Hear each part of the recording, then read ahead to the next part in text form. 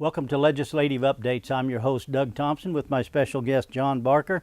And as always, of course, John's the representative from the 70th District. And as always, when the legislature ends on Friday, John comes by and he'll give us an update what's happened with the legislature this week. And he always tries to bring a guest with him, and he always brings a good guest, whoever he brings, and he did today. Jim Denning is from the 8th District at Overland Park, and he's the Senate Majority Leader. Jim, we've had you here before, and my friend, it's a pleasure to have you back here. Thank you for having me back. Enjoyed it. Yeah, well, we're looking forward to your part of the show. And John, lead us off. What's happened in the legislature this week? Well, Doug, it's third week.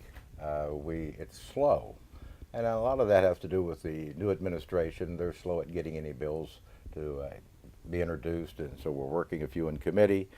We've actually only kicked one bill out of the House that went to the Senate. It was my bill on a technical amendment we've talked about before on alcohol.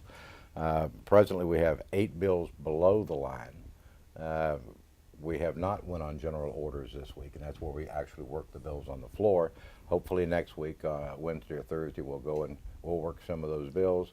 But it has been, fairly busy, and I've been most of my time has been spent on the sports book betting bill that we're working on.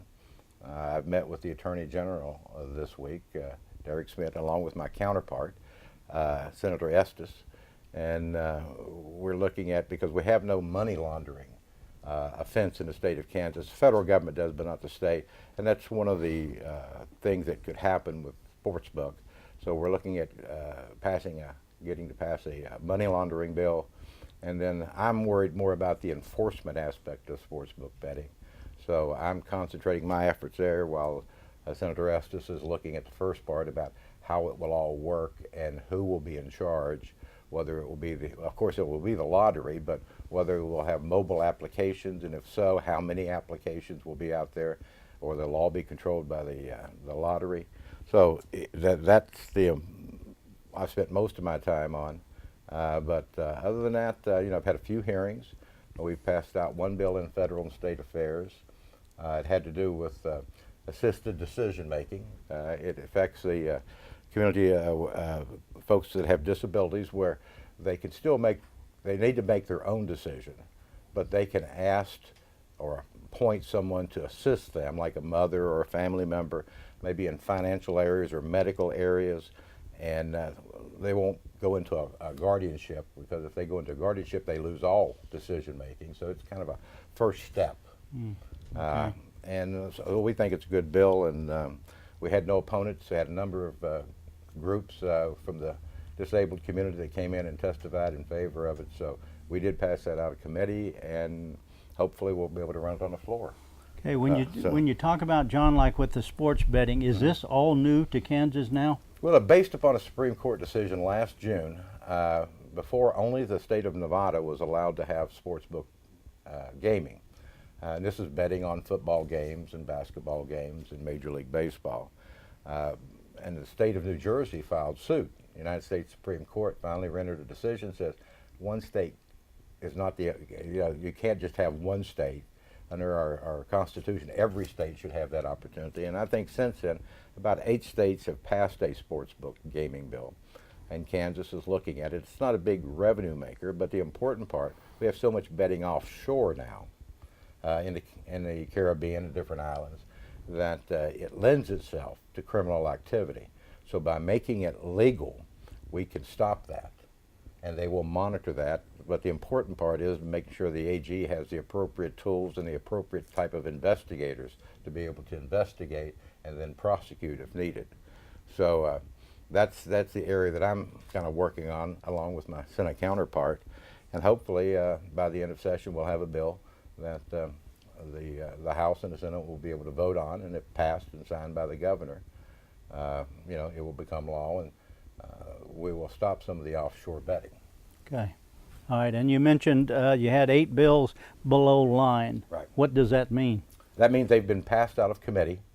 They are below the line. When we go on general orders, the Speaker, along with the Majority Leader, will decide what bills should come above the line, and those bills will then be debated on the floor of the House, possibly amended, and then if passed, they will go to the Senate for the Senate's consideration. Okay.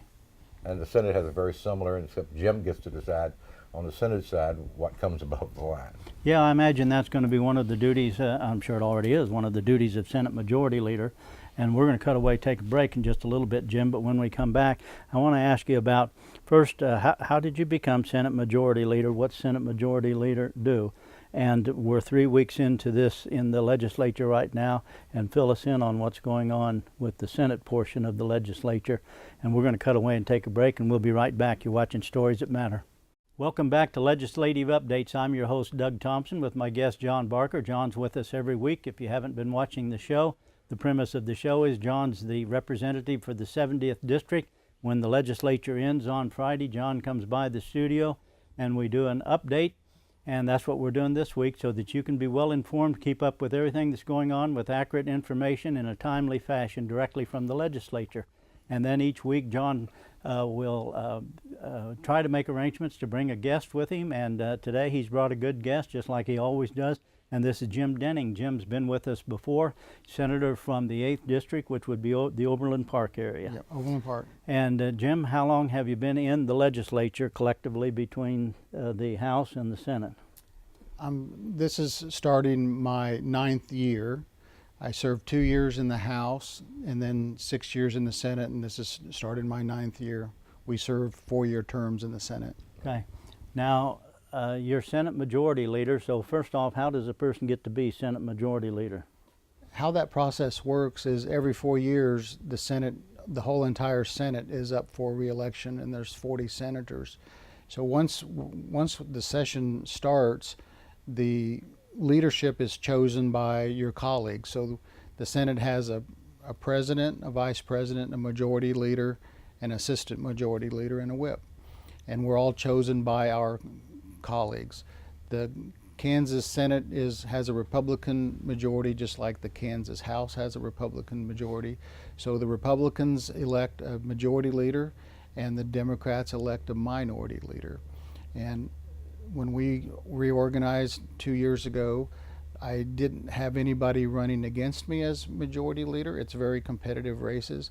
I was fortunate enough not to have anybody run against me, so I was elected by affirmation.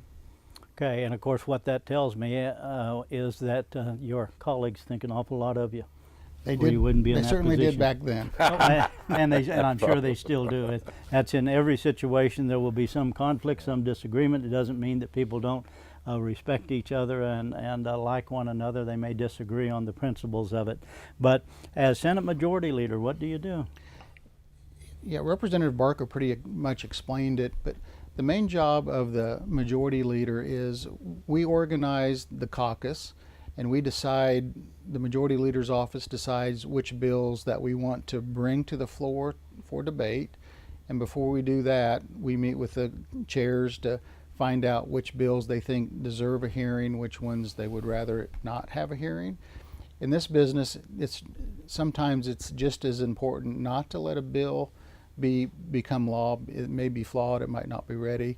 So a lot of times the thing to do is just not to hear the bill. But when bills come out of committee, they come on the floor, or which we call our calendar, and Representative Barker already explained that the bills that are ready for debate are below the line, and when we decide that we want to have full debate on the bill to see if it becomes law, we bring that bill above the line. And it's a very straightforward process. Okay. Now we're 3 weeks into the legislative session. What's the Senate working on, or you specifically within the Senate working on? Sure. The main responsibility of every legislature session is to pass a budget. So we've started working on that process. We've got all of our subcommittees formed and we're plowing through the budget. The budget, when you count federal funds, is close to $15 billion and a little over $7 billion in state funds. So it's a very large budget. We're just starting our work now. The other things that we're working on is we have to amend the Kansas tax policy to allow Kansans to continue to itemize, and we can talk about that later. Then we've done a lot of work on KPRS. KPRS is the state employee retirement plan and the teacher's retirement plan. We've done a lot of work on that. And there's a real big conflict brewing on a provision in the governor's budget, and we can talk about that. It's called reamortization. And then we'll talk about the KPRS retirement plan health, financial health, just in general. Okay, first week or second week, I don't remember which, when John was here, we were talking about the KPRS. And fill us in on that. What's the issue that's going on there? Sure. Before I get to KPRS, I'll just let you know that the budget in general, as I mentioned, is around $7 billion. And Governor Kelly's budget, it's a very tight budget. She has only an $8 million difference between receipts, which are tax collections, and the amount of expenditures that she has proposed. So she gave us about a $7.1 billion budget, and the expenses are only $8 million less than the tax collection. So it's a very tight budget, leaves very little room for any kind of variance in tax collections or expenses. There's a lot of needs in the state, mental health being one, and so forth. Well, so what happens, Jim, if you come down to the end and the receipts coming in have not equaled the expenditures? you have two options. One, you can spend money what's in the ending balance, or two, you can cut something that you cut so you spend less money, and that's the process. Okay. Now, So, and I think you asked me about KPRS and reamortization. yes. So the KPRS plan is the entire state employees' retirement plan, and it's mostly school teachers and that type of employee. It's a very large plan. It has $19 billion in assets in it, and obviously it's designed to take care of the retiree benefit. And we've been working on getting KPRS financially stable for as long as I've been in the legislature. And this year we're to that point. You can compare it to like a 30-year mortgage where you pay interest most of the first 15 years and then principal, heavy principal payments the last 15 years. And that's where we are with KPRS right now. Starting next year, if we make the payment that we're supposed to make, it'll be the first time in 25 years that we've made the correct actuarial calculated payment. That sounds complicated, but it's not. It's just a calculation that the actuarial folks say you've put enough money in to fully fund the benefits. And it's the first time that we've done it in 25 years, and almost that entire payment will go to principal. So when I mentioned Governor Kelly's budget only has an $8 million difference between revenues and expenses, she has proposed that we reamortize KPRS early. We were scheduled to reamortize KPRS in 2025. She's proposed in her budget to reamortize it immediately. And the effect of that is twofold. One, it adds $7.4 billion in extra interest expense into KPRS. And the second thing, which is almost as problematic, is it slows down our ability to keep on funding KPRS to the point where the funded ratio continues to improve. It'll postpone that 10 to 15 years. So we're adamantly against reamortizing KPRS early. We're at that windowsill moment that we're just getting ready to go through the threshold to really start improving the long-term financial stability of KPRS. So we aren't interested in reamortizing at all. And you'll see in the graph that the blue is the current path we're on, and you can see that we're making great strides in paying down that principal payment. And the orange would be her proposal, where you pay all that orange in extra interest, and it's $7.4 billion. It's an astronomical number.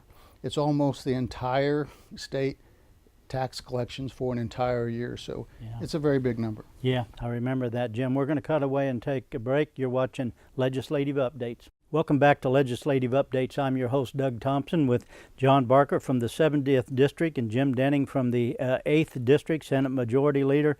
John, of course, is our representative for our district. And Jim, I looked over your shoulder as we were getting reset to come back out of break, and I'm looking at Senate Bill 9, and I picked it up from you, so sorry, I'll give it back to you. Sure. And on the screen right now, these folks can watch that on the screen. So what is this? What does this represent?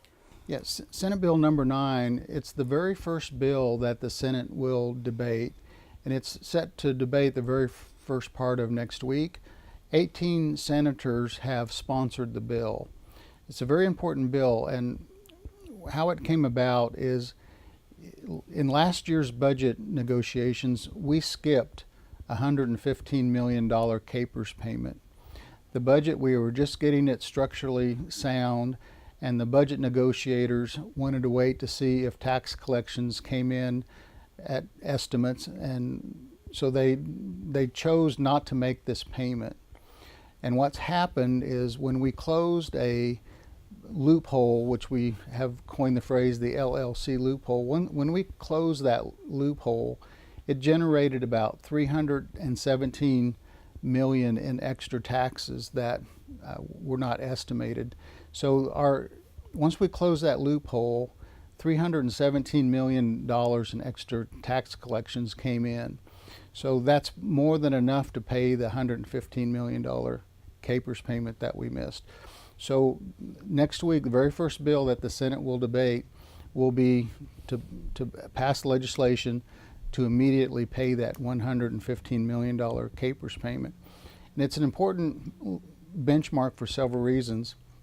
100% of that $115 million will be applied to the school teacher's KPRS account, which is the most underfunded account. So that'll help that account get financially strong for the long term. So that's number one. And the most important aspect is that once we make that payment, we will actually have achieved the actuarial required payment, not only for this year, but for the foreseeable future. And once we start making that payment, almost the entire payment will go towards reducing the principals. Again, it's like the end of a 30-year mortgage where most of the payment goes to the principal, and that's where we are with this payment. So it'll set the standard and the benchmark going forward. You anticipating that's going to pass? I do. It came out of committee with only one senator voting no. We don't know why she did, because she's a school teacher, but I'm sure she had a reason. But when it gets to the floor, I've been on the phone today asking senators what their position is, and every senator that I called said that they were totally on board with the bill. And again, we have 18 sponsors. We only need 21 to pass it. I think we'll be well into the 30s. And Doug, this is responsible government. We're paying a debt that we took on last year, knowing that we were going to get additional revenue, and it puts us on a firmer track to get rid of the unfunded actuarial that we have with KPRS, where the governor's plan is just going to kick the can way down the road to not only my grandchildren, but our great-grandchildren for 30 years. And for the $145 million she's going to get today, it's going to cost us over $7 billion. To me, that's not responsible government. We're trying to be responsible. We're trying to pay our debt.